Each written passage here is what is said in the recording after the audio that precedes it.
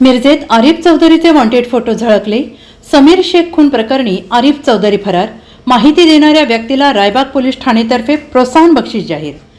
मिरज रायबाग रस्त्यावर अज्ञात वाहनाने जोरदार धडक दिल्याने समीर शेख वय वर्ष 33 राहणार ईदगाहनगर मिरज हा जागीच ठार झाला होता। तर त्याच्यासोबत दुचाकीवर असलेला फिरोज उर्फ बाबू रोहिले वय वर्ष 32 राहणार ईदगाहनगर मिरज हा गंभीर जखमी झाला होता।